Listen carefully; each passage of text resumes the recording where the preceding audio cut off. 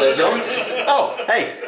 Welcome to the opening of the OTT Visitors Center. We just thought we'd come out here and take a look before we get started on the weekend itself. We've got a really interesting episode here. We've got the guys from TTCombat, who I think I see behind. Jason, Lewis. Oh, hello. Hey. Hello.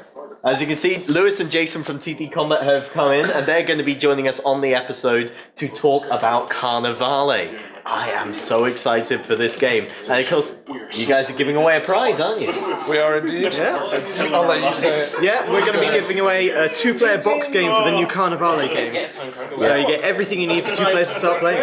Excellent. That is a faction of the guild and the Rashad, the fishmen we love so much. So, yeah, if you want to be in with a chance of winning that, be sure to watch this episode, leave a comment down below, and remember to like, share, subscribe, and be sure to ding our dong. Welcome to the show.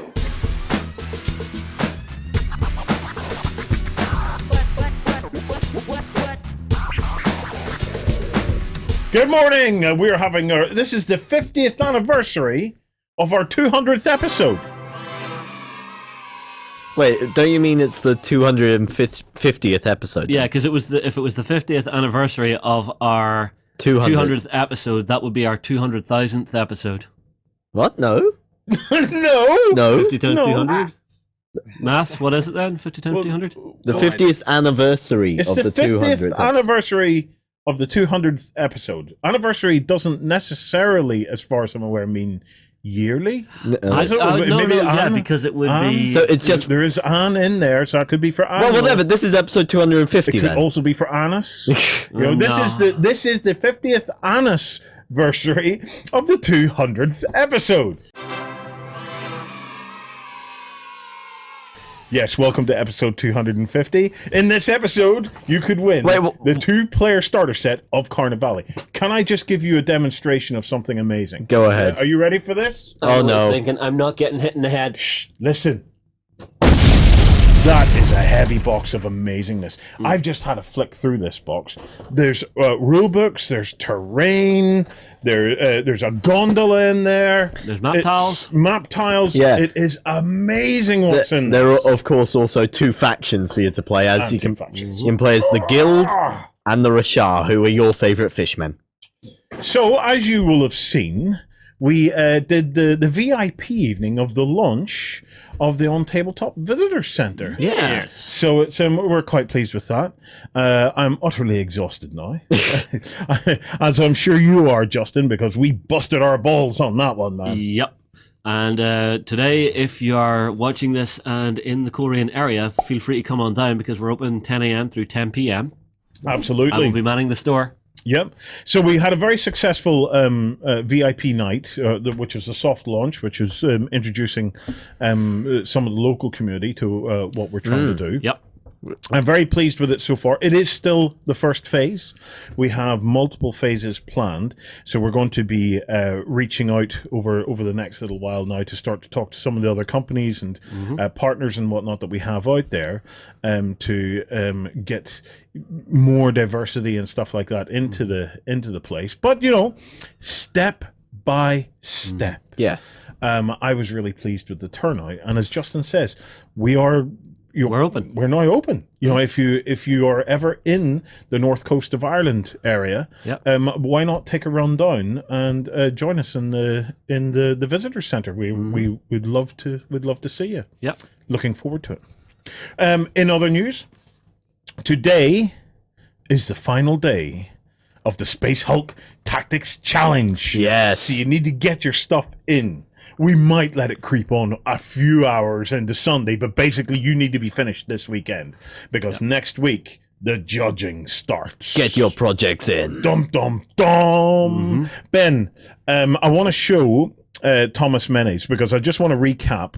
We've got a big prize pool, lots of categories.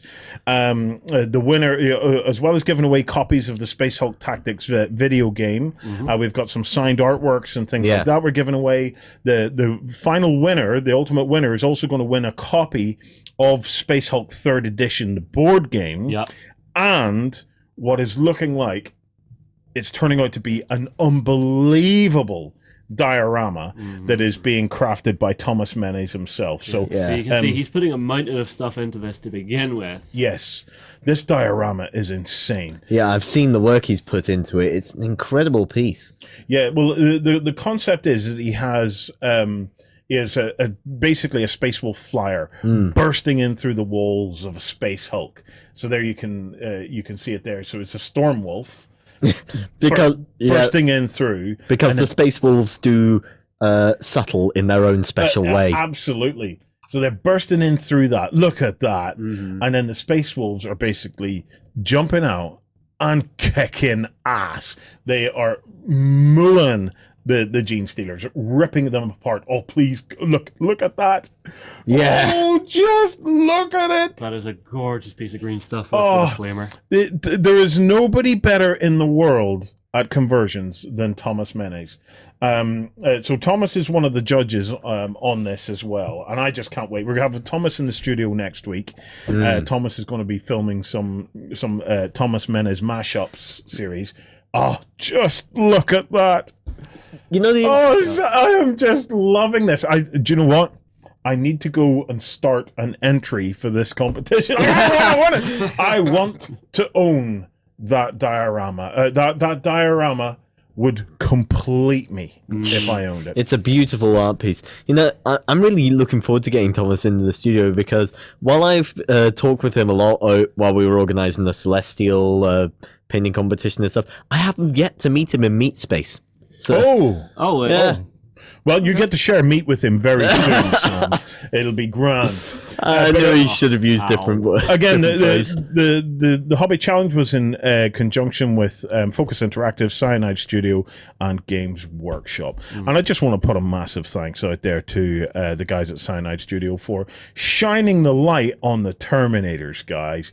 Because, you know, we love our Primaris, but Terminators is where it's at. I will always bow to the might of the Terminators. So, I don't know. I mean, like, I'm hearing from the stories that a Primaris Marine is actually bigger than a Terminator. I don't care. Yeah. Terminators. You don't need to be bigger to be more dangerous. Just look at Sam. Bring it on. So yeah, we also. I asked the guys to pick out another couple of little projects. Just first have a look at some of the entries that have been in the system so far. So we're going to kick off with Blinky465 and his interactive tabletop playing surface. Yeah. Look what he's done at the bottom here. Oh, look at that! He's actually done that for, I think, most of the crew, and we've all got that.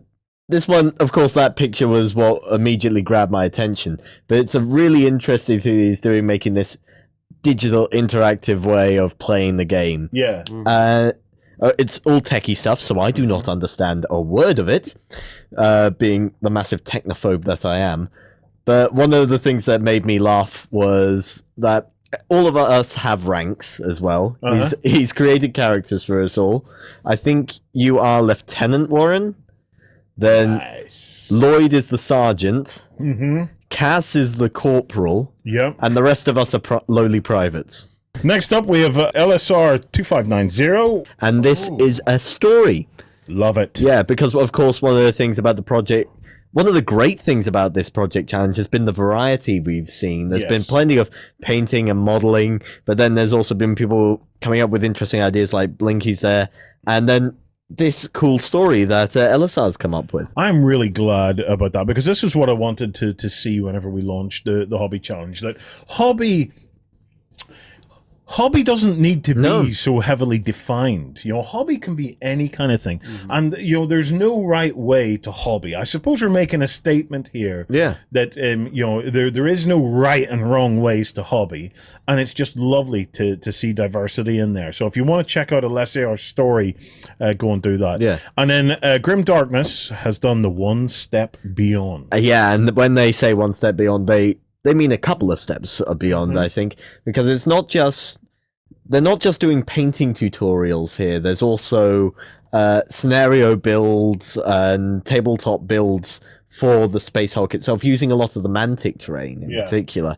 What they're coming together with is just great. There was also talk of, I know they planned on some special rules for the game itself, so to bring in other aspects of 40k into Space Hulk. I don't think that's in their project yet. Yeah. So not LSR, sorry, Grim Darkness, if you're watching this, you got a little time left, mate. You got a little time. Yeah. Look at, I like that they've used that. Yeah, they're basically fighting their way through a PC case. Yeah. Well, it works, doesn't it? Yeah. It's even a good scale for it. Dude, we are all fighting our way through PC-ness at the moment. So, so these guys, they're just a microcosm of what the world is having to deal with, man. Yeah. Final day, guys. Please get your projects in. Take some time to get them all sorted out. Next week, the judging starts in earnest, and then when we get out of earnest, we'll apologize and we'll announce the winner. He's on form today. Yeah, right. Yeah. Ben, I know you're not feeling so well, man. All right. I'm feeling very sorry for you. Everybody in the entire community is sending you good healing waves of karma, man. It's flowing over you. It's flowing over you. Now, while you're there accepting it all, tell me the news. So I haven't been feeling very well, as you pointed out. But when I have been feeling down, I have been playing some KeyForge, because that's the new game that came out from Fantasy Flight Games, and I've been really, really enjoying playing that. It's been a lot of good fun playing that with a couple of my housemates and stuff, and down at the local club. One of the other things that's come out of this as well is that I love the world that they've created for KeyForge. It's all based around the idea of the Crucible and all these different factions and houses fighting over control of it and trying to unlock its secrets. And it's got this almost sort of like slightly Dota, slightly Overwatch vibe to it.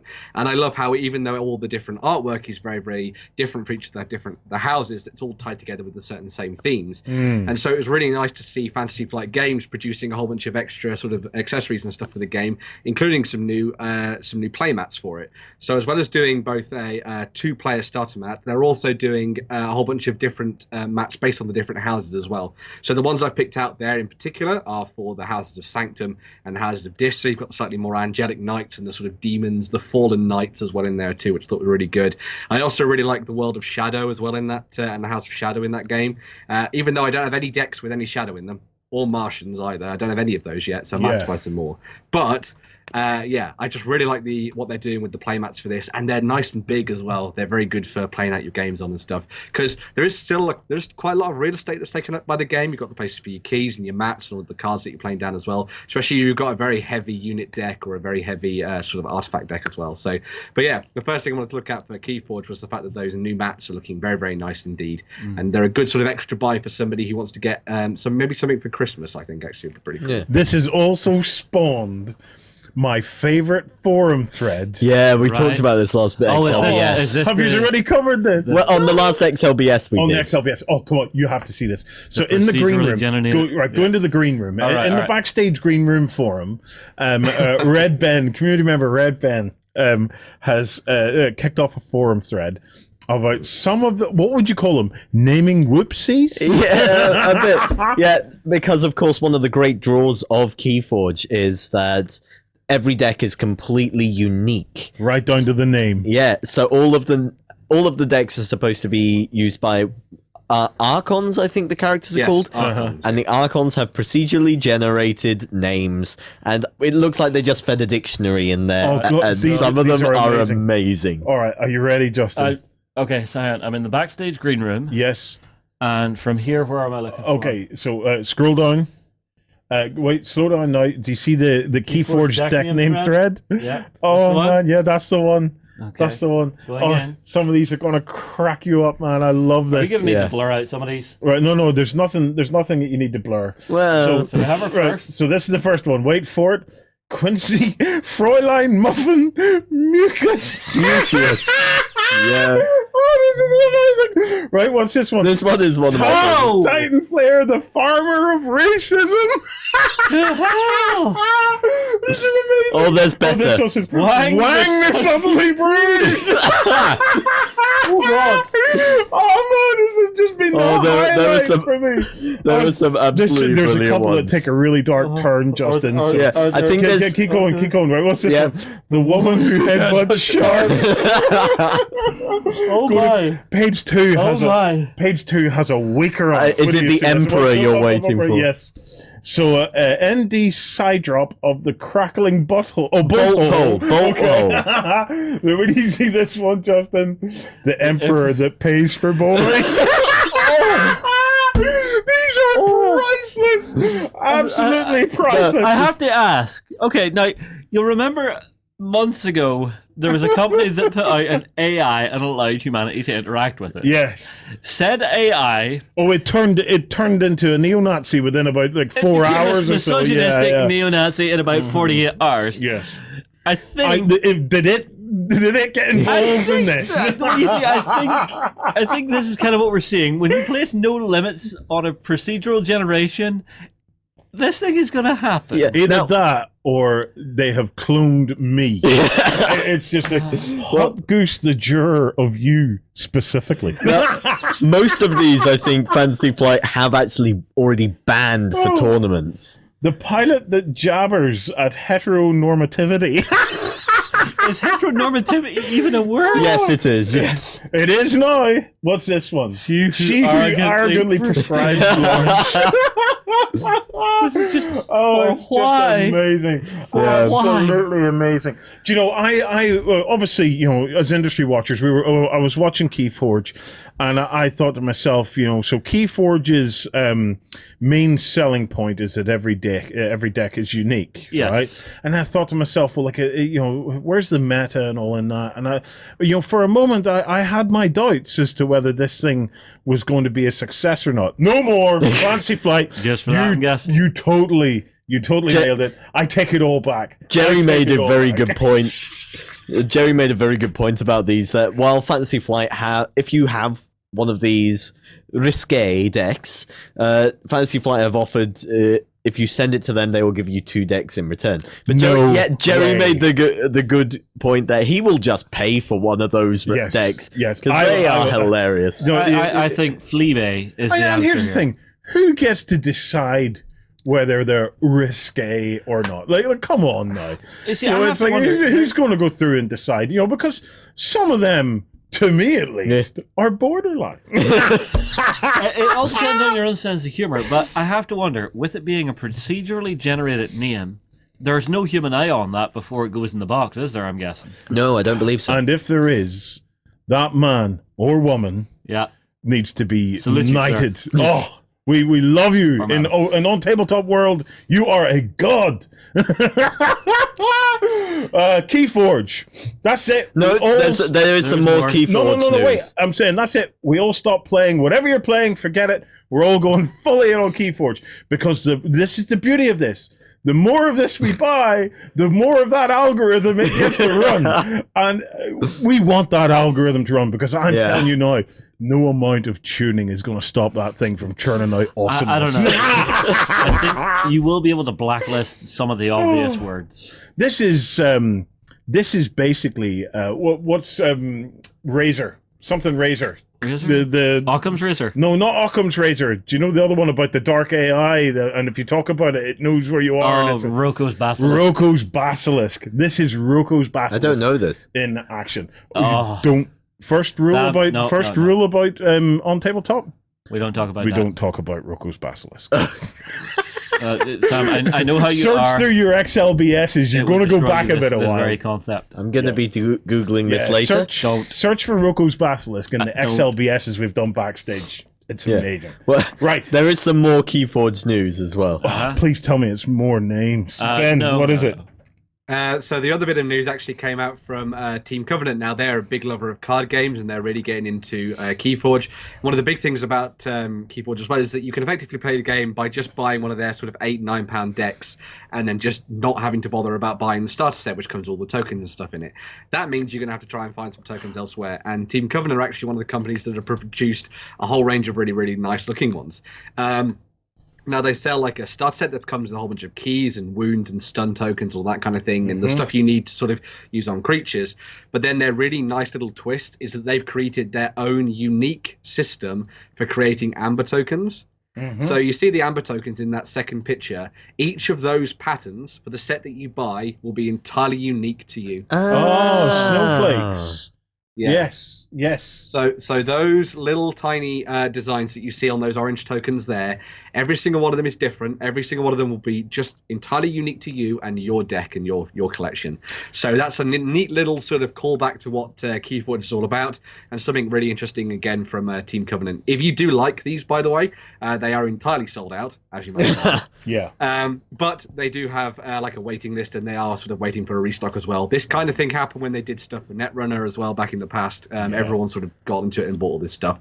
I've picked up some of their stuff for Netrunner in the past, and it's really, really nice quality. Yeah. Cool. Well, nice work to the guys at Team Covenant. Look, I don't often do this, but I will make an exception in this instance. Team Covenant, if you would like me to code up a procedural text algorithm for you guys to put onto your tokens, I will quite happily do that. I was going to. I'm going to go on a segue here. You may still get your funny symbols with the snowflakes, because when I was a teacher for we were teaching a class about 4 or 5 year olds, and they had to make snowflakes for a Christmas themed one, and they were just making random cuts as they do, and then they were all running up and putting them up on the wall, and then I spotted one of the wee girl running up proudly with her snowflake stuck it up on the wall. Just from random scissor cuts. Oh wow! What was the snowflake like? So actually, the next news is actually from Fantasy Flight Games again, and it's them talking about some stuff to do with Star Wars Legion. So we actually got to see there were actually some sort of teasers that came out for these a little while back, but then they actually started to release proper previews of these 2 units as well. So you're going to get a new Commander expansion, which is for Jyn Erso, which is really, really cool indeed. I'm sorry, Ben. Warren is just gone here. Sorry, Ben. Simon's totally cracked me up. Do I need to break out the mushroom houses again? I'm so sorry, guys. I'm trying not to corpse. I'm trying to hold it together, Simon. I think we know what's going in the outtakes for Christmas. Ben, we can do it. We can do it. Let's get through it, man. So yes, anyway, Jyn Erso as a character is pretty awesome.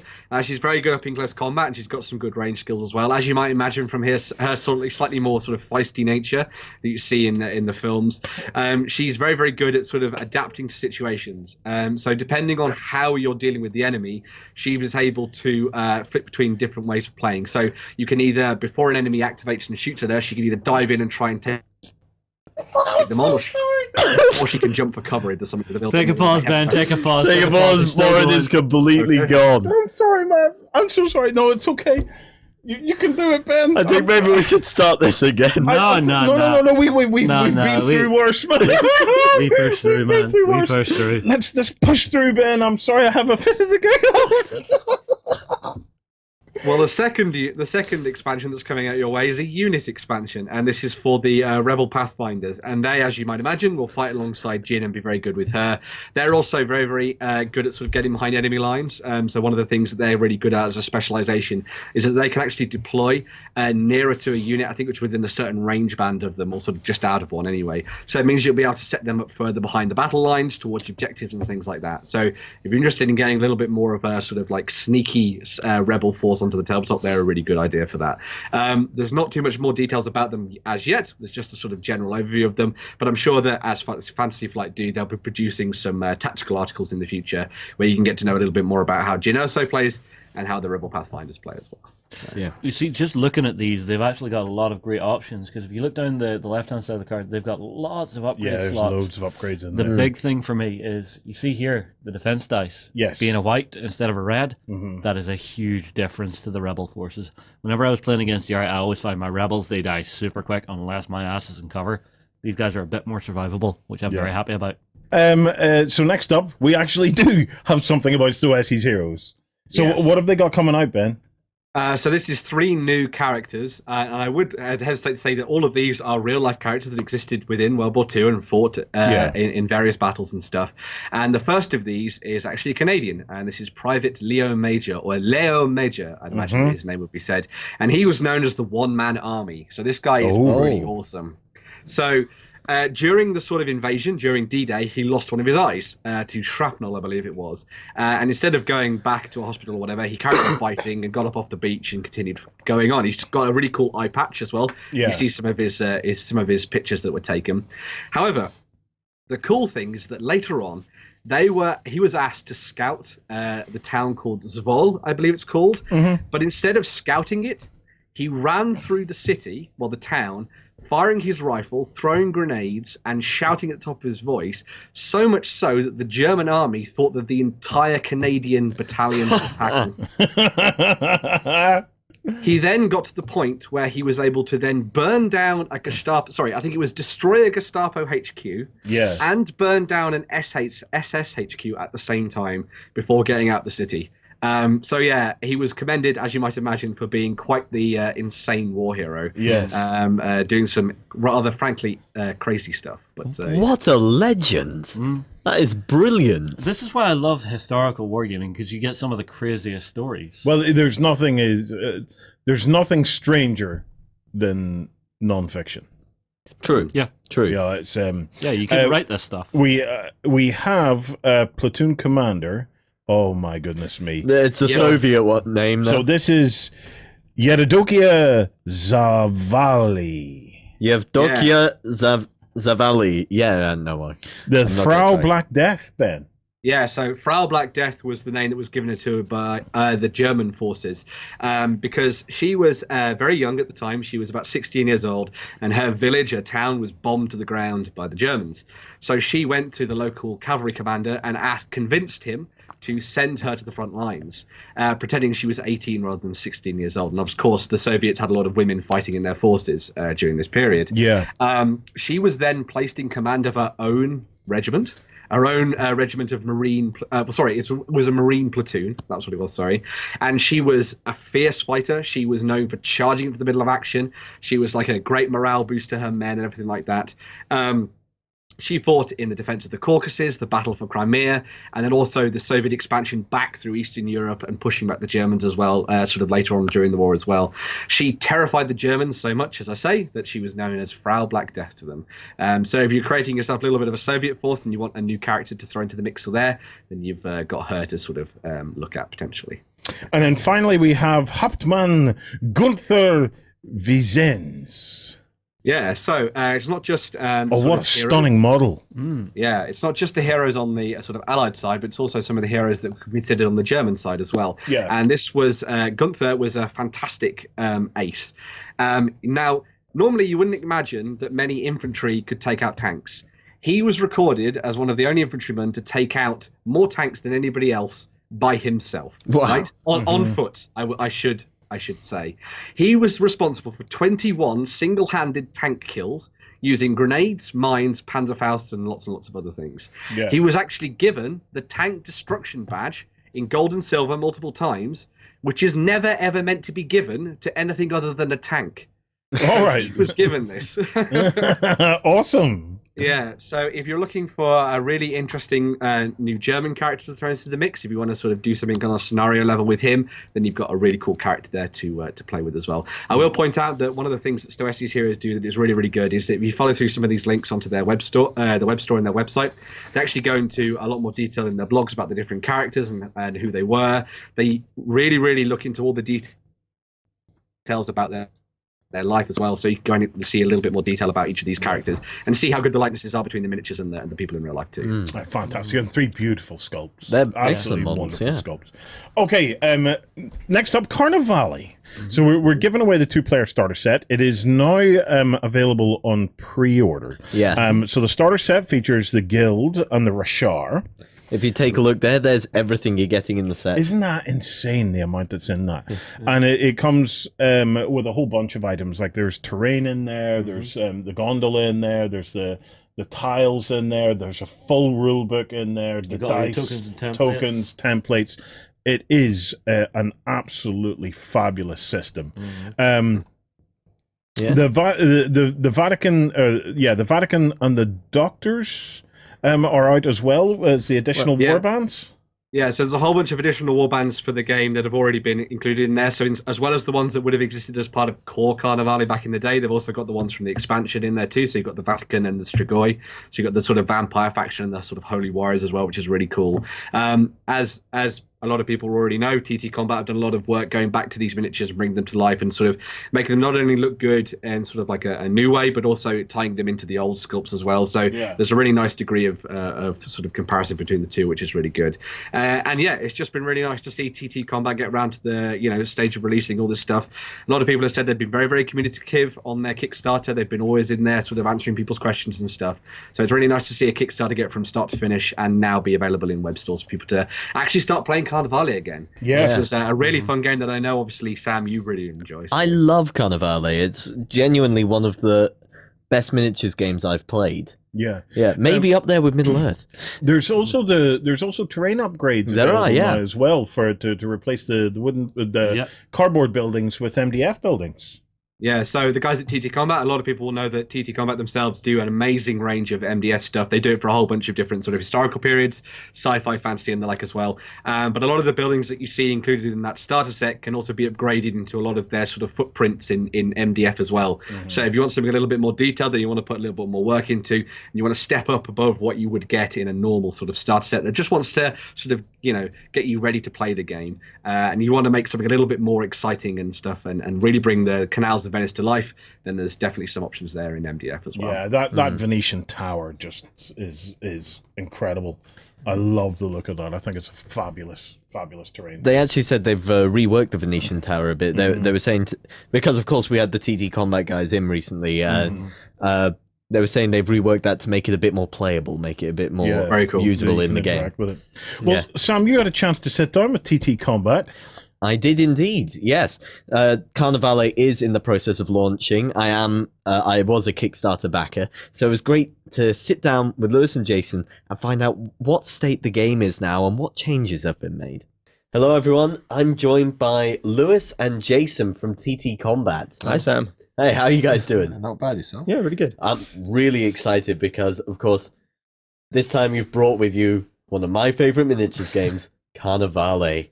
I can't wait to hear what's been happening in the streets of Venice. It's been a long time coming now. We've had the license for quite a while. Been working hard at it. It's good to finally get it out to the public.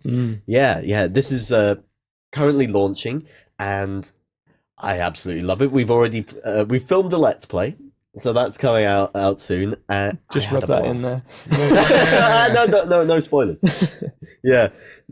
So, what's been happening in the world since we last saw it? What's been developing with the setting? Well, yeah, quite a lot actually. We took the game on. It was a few years ago now, wasn't it? Yeah. Back from Vesperon days.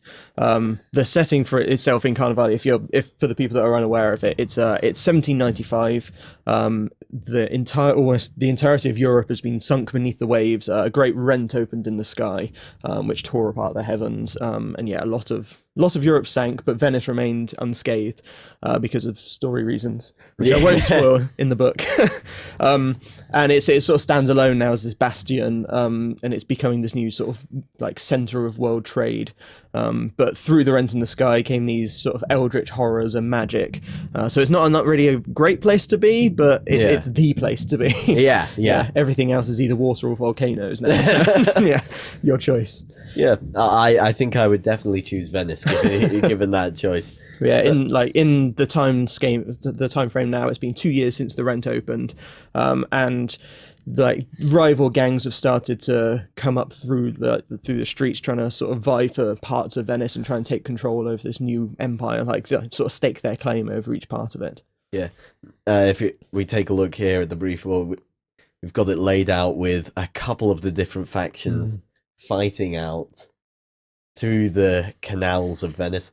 Now, we are going to talk about them further in a future video, but can you give us a quick rundown of the different factions? Yeah, do you want to talk about some factions? Yeah. I mean, on the table here, we've got the Guild, which is obviously, they fight in greater numbers. The more people they have in base contact, basically, the more damage they can do. There's one of them there. Yeah, we've also got the Gondolier, Standard Civilian, and we've got the Kappa up here, which you might not be able to see on that camera. He's up there. That's fine. We've also got the Rashar, which is some of the horrendous monsters which have appeared throughout Venice coming from the rift in the sky, or the rent from the horrible magic. Yeah, they're the fish people faction. I know they're Warren's particular favourite. Oh yeah, I mean, who doesn't love big fish that eat people, right? Yeah. Unless you're on the receiving end of it. Yes. That's fine. We've also got people like the Doctors, who live on a horrible island just off of Venice. Oh yeah, here they are.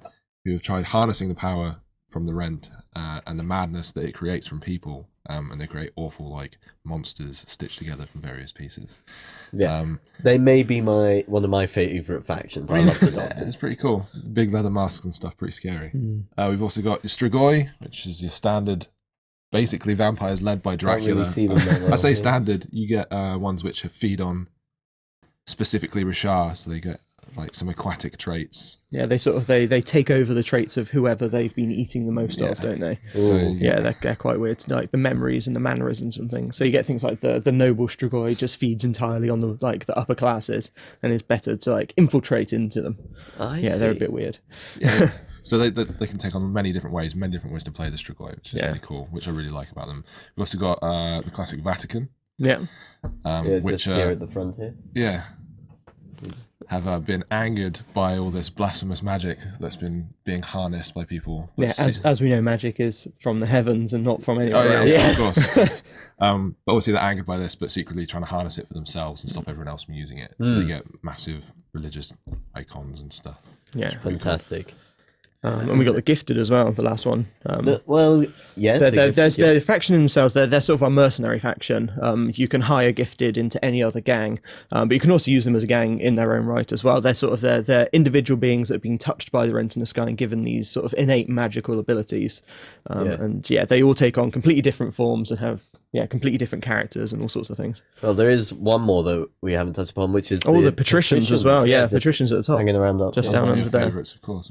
How could we? I love the patricians. Yeah, they're my favourites too. So patricians are they're the upper class. They're the nobles, and they're one of the reasons I really like them is that they're psychopaths. Yeah, really. They've gotten bored of their lavish lifestyle and decided that the only way to reach sort of the highs of pleasure they want is to go out into the streets and start murdering people. And because they write the laws, no one can really stop them. Yeah, they're psychopaths with style. Yes. The best kind, right? So as you can tell, things aren't exactly in a good place for Carnevale. No, it's a troubling time to live in Venice, but where else are you going to be? True enough. Yeah. So what can you tell me about the development of this new one? Because of course, Carnevale's gone through a few editions now. Yeah. So I said before we took it over from Vesperon Games back in the day. When we first took it over, it was a game that a lot of the people in the offices played already. So it's one of the reasons we wanted it. So when we got it, we played a bunch of games with more of a critical eye than before, and sort of decided what was good about it, what needed a bit of updating. And one of the things we really, really liked was that it was a very narrative game. So we sort of really, really sort of focused in on that. And we stripped the game basically back to all of its core elements and made sure that we've got all of the things that make it Carnevale there, and then built it up again to make it. We wanted to keep the heart the same of what it was before. We didn't want to change it too much because obviously what's the point of buying a game and then changing it completely? Yeah. So we wanted to keep it the same feel, but also just what we thought was a smoother way of playing it. Yeah, pretty much. So we had one thing that we really noticed when we're playing was that it's all about telling a story throughout the game. Yeah. But there were so many actions in the old version that whenever you wanted to do anything, there was a specific action for it. So you went, this would be really cool to run over the wall and attack someone on the way out. Yeah, hang on, let me look in the book how I do that. Yeah. And it sort of stopped you playing the game and made you more focused on the rules. So we stripped all that down to sort of the key sort of actions that you can do. And we went from, I think it was about 35 different actions you can take to now we've got about a dozen. And you can do all the same stuff that you could before. It's just a lot easier to remember what's what. Yeah. That was one of the great things about Carnevale was that there were so many actions you could take. So you had a lot of freedom. Yeah. But it did mean you had to... you had to either remember a lot of rules or keep flicking through the pages. Slow down. So we like I said, we stripped it all back to the basics and then decided what was best to put back in there. And we actually ended up with the game with actually more mechanics than we had before, but they all sort of follow the same sort of pattern. Because one of the other things we noticed was that a lot of the characters before probably half of the characters in each faction broke the rules in a certain way. And again, you had to flick through the book to find out how they did that. Yeah. So we took that and we made very specific sort of ways of doing that, like using command points and using will points and things like that in order to do the same sort of actions, but in a lot more structured sort of way in the game. So it plays really, really easily now. Yeah, having played a couple of games now, I think you've definitely succeeded in streamlining it, but keeping that free-flowing that free-flowing element. Of course, movement is such an important part. It is, It's very important for us to keep, because Carnevale is known for its movement and all the different actions you could do that were just movement specific anyway. So you want to make sure you could keep the whole free-running style, and like by comboing different moves together, you can get further across the board rather than just be like, oh, I'm going to move my 4 inches and then move my 4 inches again. If you think about it, you can get further across by using the scenery. Yeah. Talking about that, scenery is actually really important. If we take another quick look at the game, you can see it's a very scenery-heavy game. Yeah, we like it's a bit cheesy, but we call the scenery the third player in the game. So like when I said we stripped it all the way back, we stripped it back down to like the canals. Really, it was like what is this setting and how does the setting influence the game? And it's all about swimming through canals. There's sort of 3 levels of the game: swimming through the canals, running down the tight streets, and then jumping off the rooftops as well. Yeah, it's kind of got these 3 degrees. Yeah, of elevation. We really wanted an actual vertical gameplay, because there's a lot of games that sort of say they do vertical gameplay, but without any of the sort of pitfalls that come with that. So you can climb up like walls. I said you can run along walls, you can jump from balcony to balcony, but you can also fall. You can also fall from the rooftop down onto the streets, or hopefully, like for you, into the canal.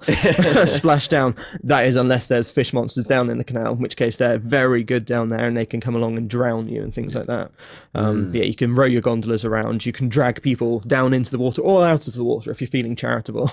It's utilising the whole 3 dimensions of it rather than just being on a flat surface. Like Venice is the key part of the game. It's all about the setting. So we wanted to make a game that not just highlighted that, but celebrated it as well. Yeah. How have you gone about making the game more accessible in terms of scenery? Yes, that's actually one of the things that we really noticed at the start, and a lot of people, we asked for a lot of feedback from the existing Carnevale community, and they said one of the hardest things was getting people into the game, because it is a game that uses a lot of scenery. Venice is Venice. It uses a lot. So we, as TTCombat, we make a lot of MDF terrain anyway. So one of the first things we did when we took over was make a whole Streets of Venice range. There's loads of MDF scenery, which is affordable, easy to put together, and details your tabletop really, really well. If we take a look at some of this, sure thing. Now, all this scenery is currently available, yes? Yeah, everything's available to buy. We've got loads of stuff coming out as well, which isn't specifically Streets of Venice, but we have a lot more Streets of Venice stuff coming out. We've got loads of stuff that's being worked on. We saw some of the new things in the Kickstarter, and we've got some new things coming out since then as well. A lot of this is being reworked as well. We made a lot of the scenery quite a while ago, back when we originally bought Carnevale. But now with the new game, there's extra things that we need to play. There's a lot more balconies and things that we're putting on things now, because you want to climb up and jump across balconies and do a lot of leaping around. But even the MDF scenery takes a fairly long time to sort of put together and paint. That's a barrier to entry for a lot of people. So in our 2-player box game, we've got some of our cardboard scenery that we've put in there. There we go. There we are. Brightly coloured one here. If you want to hold it under the camera here, there you go. Oh, here we are. We've got nice cardboard scenery. It comes flat. So simple, easy to build terrain. I mean, with this terrain, you can get started with it in we got different level ones as well. We got 4 or 5 minutes, and you've got all the scenery made. Now we're down here. There you go. It gives you the different levels that you need, and that takes seconds to put together. It's a great way to start the game. You also notice the actual on the board itself, we've got all these individual tiles. There are 9 of them included in the 2-player box set, and they've got canal sections on one side, and on the flip side they're all water. So if you do want to upgrade to MDF sections of canal later on, then you can flip them over and you've got an entire water terrain to position your games on. It's super easy to get into. We've got in the 2-player box set, just Karen talking about it, we've got the miniatures in there are all one piece as well. So you just a little bit of cleaning up, put them on the base, and they're ready to start playing. So hopefully we've made it fingers crossed, made it the easiest way to get into accessible Carnevale. as Yeah, possible. To Yeah. make sure people can just get going. Yeah. Sounds good. And of a few things I wanted to actually, if I can go back to the gameplay, one thing Sure I'm thing. really excited to see is magic as well. Mm. Magic was something I really loved how Carnevale did it. So how is it approached now? How have you changed? So we how it was before for anyone that didn't play the old version. You got your mages, and there's certain characters that can cast magic spells in the game. But you had to go through an entire list of all the spells and choose the ones that you wanted and sort of pay for them.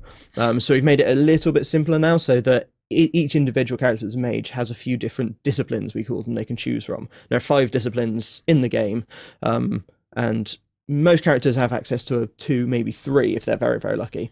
You pick a discipline, and their mage level determines how many spells they get. They don't have to pay any extra for anything. They just pick those spells, and they also get an additional cantrip from that spell slot for free.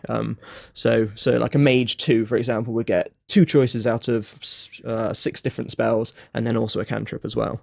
So they've got loads of things to choose from, and the way that things are cast makes it a bit easier as well.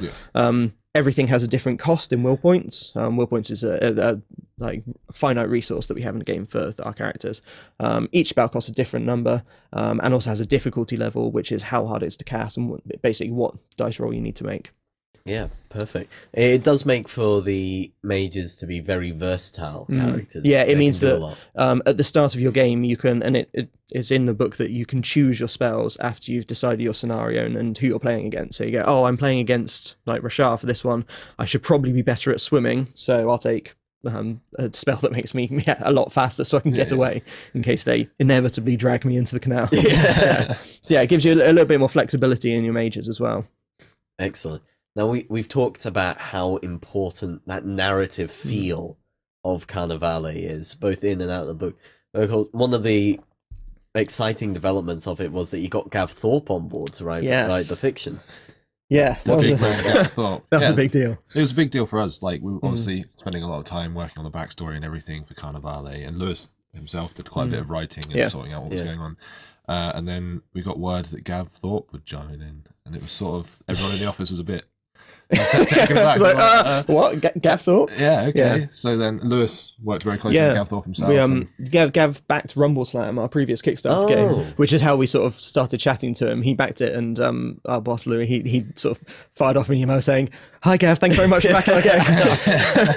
And yeah, we contacted him about it. He said he's been really interested in the development of it and was really keen to work with us. So yeah, I went up to Nottingham to Warhammer World to meet with Gav, and we sat down and had like a meeting about what we wanted to put in the book, what bits he would be able to do, and what his thoughts for like the continuing story are. It was a bit surreal, really, sitting there in Warhammer World talking to Gav Thorpe, saying, "Well, Gav, I want you to write this, and I want you to write that." Talking to like New York Times best-selling author Gav Thorpe, like someone who I've grown up like reading the books of, and yeah, it was a bit surreal, but yeah, it was incredible to work with him. Like really, really great. Like bouncing ideas back and forth with legendary author. Yes. How do you find the story has developed? So we've worked on that? we've expanded a lot on sort of sub factions within the factions themselves, and given a lot more sort of backstory information as to why these people are in Venice and why they're fighting in Venice. One of the things we really wanted to do was like sort of make a proper cemented like groundstone for Venice and for Carnevale moving forwards. Yeah. And like the rulebook itself, it's quite a lot of pages of backstory. Over half of the book. Yeah, sure. Show off the size of the rulebook here. This thing is Weightish. It's huge. 240 pages of rulebook, and backstory lasts up until here. So over halfway through of actual like backstory and information. It's something we're incredibly proud of, though. It's like the finish on it. It's superb.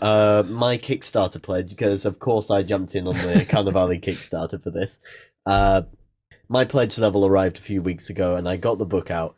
Was immediately flicking through, picking and choosing bits of the fluff to dig into, and then I just realised that Where's just keeps going, just keeps going. Yeah, It's so like I much say, to dig it's into. 240 pages of rulebook, but the actual rules themselves take up, I think it's about 18 pages, which is everything you need to know to play. And then we've got, at the end of the book, we've got 35 different scenarios, narrative-based scenarios to play through. There's 7 different campaigns that you can play, like ongoing campaigns. The campaigns, there's sort of a generic sort of one for anyone to play against anyone. It's really good for sort of more competitive or like pickup games. And then there's a campaign for every single faction in there. So you can play through a campaign of the guild. So the guild, this is what the guild's doing from this time in Venice to this time in Venice. It sort of tells the story. The stories all interlink with each other. Yeah, they do all play through interlink. Yeah, there's one thing we really want to put in was a timeline of events, which was, it starts off of, I think it's Venice's founded all the way up into 1795. Like the rent is open now. This is what's happening right now. And in the timeline, there's a lot of things in there. Like Gav and I work quite closely in the timeline, like because we sort of talked about where we want the story to go. So there's a lot of little hints within that timeline of what might happen soon or what's coming next. And there's a lot of like individual things that are sort of on this night. This happened, and you go, oh well. We had a lot of people going, well, what was that? I'm like, I'm not telling you. Yeah, we might tell in the future, or it might be interesting for you to sort of say, oh, well, this is a really cool sort of idea. We'll write a campaign to sort of play through there. That I think has always been one of the great strengths of Carnevale, when that, yes, it is focused very much in Venice, this small part of the world, but you do get the hints about what's happening elsewhere and these other mysterious goings on. There's I think we got a double page spread of different parts of the world and what's happening in different parts of the world, and they're sort of like quite short stories, and there's some in the timeline as well. There's things about what's happening in Paris and what's happening in London. One of my favorite ones is in Bogota in South America, and I'm not going to say what's in it, but it's really exciting. Oh, come on, you can't just leave it there. But like there's some of them that we've always talked that Venice is the core setting for the game, but there are other parts of the world that we might want to explore in the future, and so some of those are like, we might do this. We might do this. Well, of course, Venice itself was very cosmopolitan. It was. There's so many different sorts of people coming in, and so like anywhere else in the world that we go easily brings back to Venice so simply. So we said that the Carnevale is launching now. What is out now? What is available? So much stuff. We just made so many things. There are so many things that have been made, and we've all been very busy back in the office with everything like product photos and stuff. But the main thing that's out is the 2-player starter set. There it is. Bigger than our heads. Yeah, it's a big 2-player starter set. Everything you need to play Carnevale. Yes. Obviously. The 2 factions you get in there are the Guild and the Rashar, which we obviously touched on earlier. Yeah. It comes with the rulebook, templates, dice, tokens, scenery, map. That's the thing. And we've got a couple individual models, I think, out now as well. So we've got starter gangs for every single faction. So if you wanted, if you don't fancy the guild or don't fancy patrician, the Rashar, then you can go patrician, you can go Vatican, Strigoi, the Doctors, Gifted. We got starter gangs for those, Every which is faction, 5 models, which comes to we have a points system in Carnevale called Ducats. Which. Sorry for my pronunciation, but it's sort of the most used coin at the time. And the starter factions contain 70 ducats worth of models. Your average size game is between 75 and 100. So just a couple of extra things, and you'll be able to make a full sort of size game for it. Yeah, perfect. And we've got loads of other stuff. What else we got? Individual dice for all of the different factions. All the different dices, templates, everything you can basically everything you need to play the game. Everything you can a couple of individual figures. We've got the Carcaros Rashar, which is the sort of land shark. Land shark. The land shark. We really like the land shark. Yeah, we like the land shark. And the guild have the Black Lamp, who has this magical anti-magic lamp which dissipates sort of magic anywhere near him. So the guild don't have too much access to magic, but if you take a black lamp, then no one else will as well. You sort of stop everyone else in their tracks. Okay. So that's what's out now. What are your plans for the future? Where are you planning to head with it? More models. All the models. We've got so many models, hundreds, literally. Yeah, literally hundreds. Loads of individual characters, special characters, more henchmen, more just everything. For each faction, there's so many models coming out. Obviously, we can't tell you everything now. We're spoiling it a bit too much. So we had, in the Kickstarter, we had over 100 individual miniatures, individual characters that you could buy. Those are going to be released in waves throughout the future. But each of those waves is going to contain miniatures like that we haven't seen in the Kickstarter as well. That after the first couple of things when we release, after that it's going to be brand new things to everyone. So even if you back the Kickstarter, there's new stuff coming as well. Yeah, it's not going to be stuff you've already seen. It's trying to keep it fresh for everyone, not just people that back the Kickstarter. Yeah, so. and I don't know if we're allowed to talk about. Can you give us a little hints for something? Okay, I'll tell you one. Oh, please, yes. I'll tell you one. So, in the guild, there's this sub-faction called the Puccinellas. Yes. Their official title is the Great and Noble Cult of the End of Days. They're basically madmen who they've given up on the world, and what they really want to do is just go out partying, clubbing people in the streets. Yeah. They're dressed up as Pulcinella, who is this sort of jester character. Yeah. And at the moment, they've got regular Pulcinellas, a King Pulcinella who is elected each day. Yeah. He's king for a day, and whatever he says for that day goes. And then afterwards, he gets beaten up for overstepping his mark. We've also got Pulcinellas riding ostriches throughout the streets. Yes. But a new character that we're going to be coming out with is a Pulcinella fire breather. Oh. Who really goes all in on the sort of jestery sort of route, and does it a bit more dangerously. I like the sound. I've done fire breathing. I've been a fire dancer, so I absolutely love the sound of that on the table. Yeah, but there's a lot more weird stuff coming. I gotta say, it's some really, really weird stuff. The patricians are getting weird. The doctor's getting really weird. I don't know, like Carnevale is quite a dark game anyway. Yeah. When we picked it up a while back, it was quite a dark, sinister game. But I think it's safe to say it's getting darker and a bit more sinister. It's kind of cool. I like where the game's going. We're looking at the realistically where the game would go. Like the rent has opened in the sky, things have started getting a bit weird. And like we sort of sat down and went, okay, where's the logical sort of conclusion to all of this madness going to go? Yeah. Let's get there. Let's push further. That's fantastic. Well, thank you both very much for letting us know what's been happening with Carnevale. Before we move on with the rest of the show, you were mentioning you might like to help other people get into the game as well. So we do. Would you like to give away something? Yeah, I think probably the best thing we're going to give away to help people get in is one of these sets. This massive set. I mean, it's got all of this stuff. It's a big two-player start. Yeah, it's this one's really light because I took all the stuff out. Because I'm tiny, but I can barely lift it up. I was going to say we should clarify. It's not that one, which is empty. Yeah. Congratulations. Have the box. You just get the box and open it, and there's a drawing of Lewis's face. Thanks. Yeah, we're going to throw in one of those 2-player starter sets, which contains absolutely everything that 2 players need to get into the game. We have 2 complete gangs to play with. Yeah, all the scenery, the full rulebook as well. We don't do none of this cut down rulebook nonsense. Yeah, the full thing in there. Rulebook. Perfect. Everything. Excellent. Okay, so if you guys want to be in with the chance of getting to grips with this absolutely fantastic game, I can't recommend it enough. Just leave a comment down below on this video, either on YouTube or on tabletop.com. In the meantime, we're going to carry on here, and we'll see you in the next one. See you later. It's really interesting to see how that game has shaped up since... that was one of my first proper Let's Plays on the site back when you and I played it. Yes, yeah. Yeah, you pushed me in the canal. I think I did. You did. I thought I had pushed a miniature into the canal, but it was You a small splash.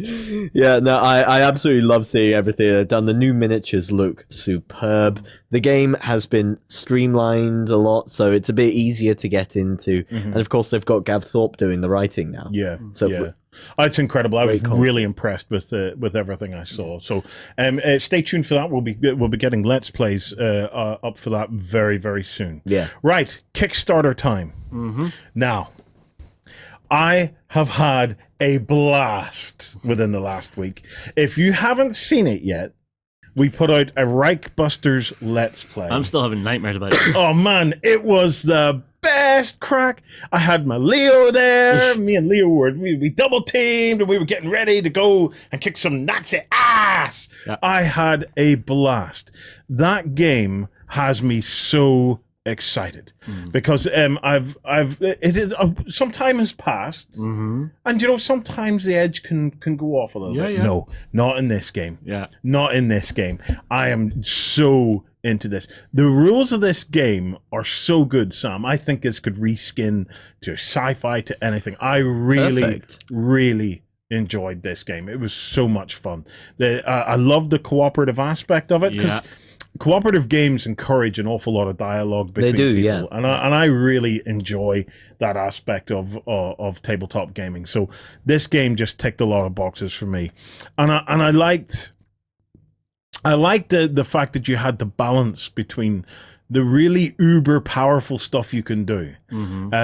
So there is basically, you can chuck a grenade in and kill an entire room. Yes, okay, but now on the surface that might seem overpowered. Okay, but it's really not, because the amount of noise that can create, which then just triggers bad stuff, loads and loads of bad stuff. So the ability to do something utterly epic, but you have to weigh that up with the consequences of doing something utterly epic. What a fabulous game, and I just can't wait to see where it goes. It's on Kickstarter at the moment, by the way, if you by some chance haven't noticed. Although, Warren, for you, it's always that classic moment of, okay, let's do this, Leroy Jenkins. Did he just run in there? It just leaves so much opportunity for that. Yeah. The Let's Play.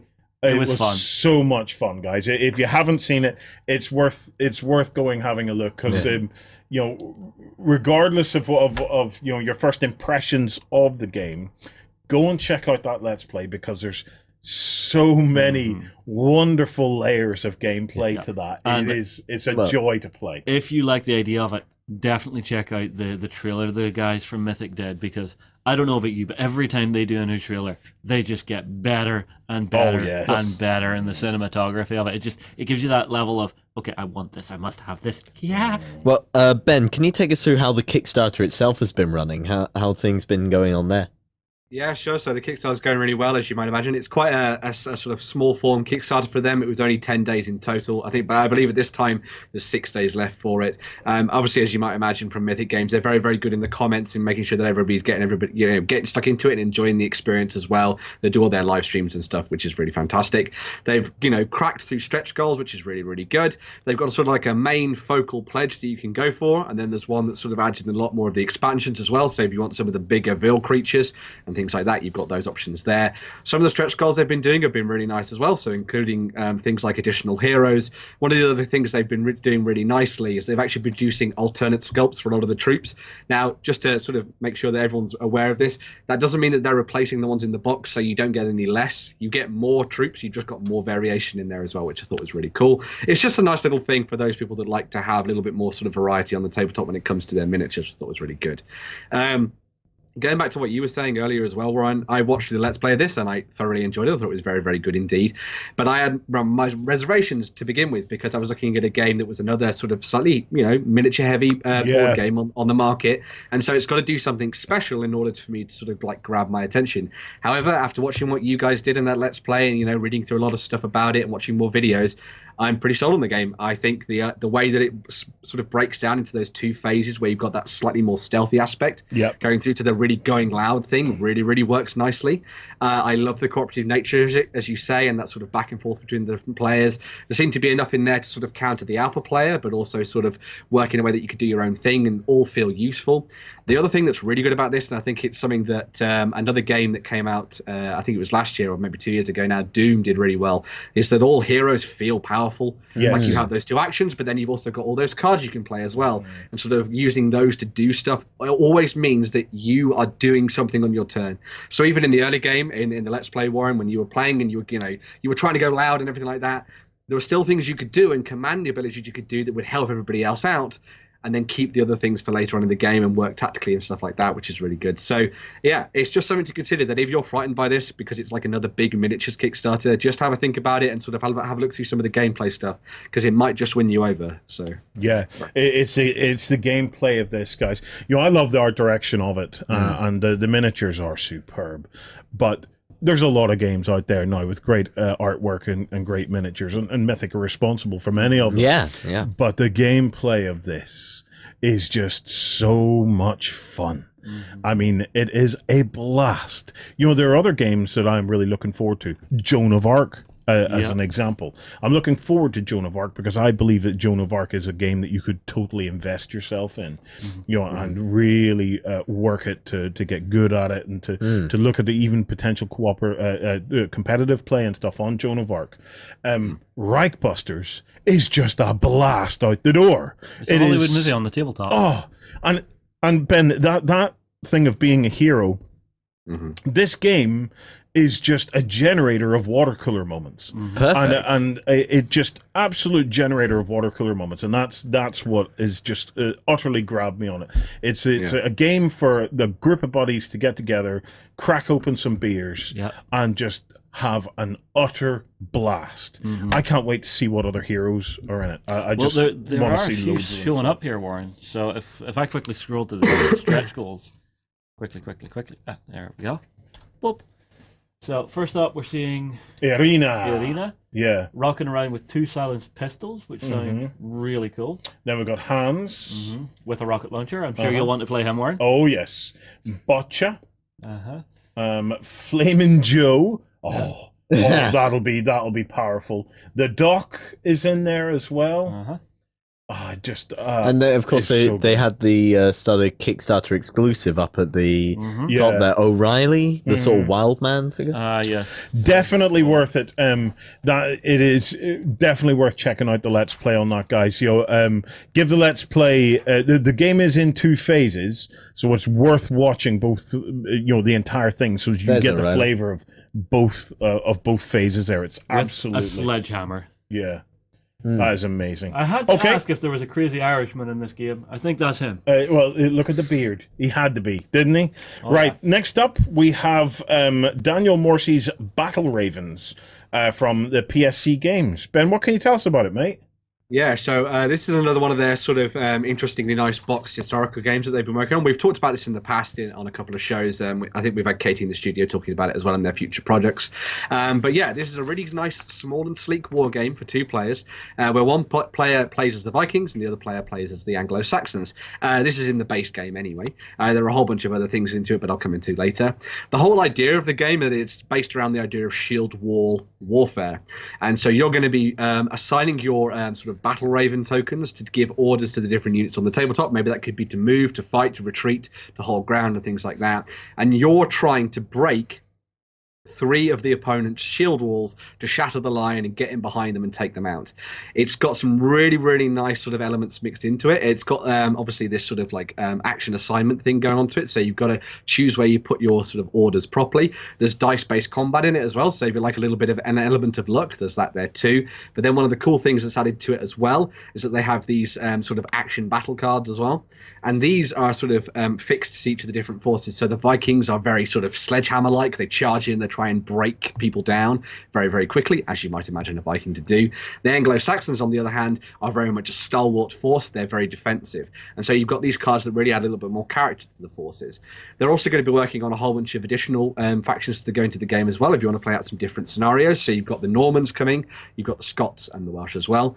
All the artwork for the different sort of standees that you see there, and of course the cover art as well, was done by Peter Dennis, who is a luminary of the historical art world. He's fantastic at all the things he does. You might have seen his work on a whole bunch of sort of covers for Gripping Beast boxes, which is really good. But yeah, this game is looking really fantastic. It's a really small, sort of, as I say, sleek and easy to play game. Really nice to sort of wrap your head around. It would be really nice to sort of take away and travel with it. I think this would be a good game like that. And it's if you like playing a historical war games, this one's the one that's a little smaller in scale, which I like about it as well. And I just love what they've done with this and sort of how it can be expanded in the future too. So it'll be really nice to see what they do. Yeah, it's developed, as I say, by Daniel Mercy, which said at the start. And yeah, it's looking really good, and it's on Kickstarter right now. It's got about sort of 11 days left at the time. Yeah, fantastic. Cool. Now, I think we actually do have a copy of that game knocking around in the office. I believe there is one somewhere. Yeah, I think that's one that we brought back a preview copy from Essen. I'll have a look. Yeah, I know that Ryan and Cass had a lot of fun playing some of PSC's other games when Katie came over. Hopefully we can get that one on the table. Well, let's reach out, see if we can get Katie over, and let's see if we can get it on the camera, because I'm really interested in seeing what it's about.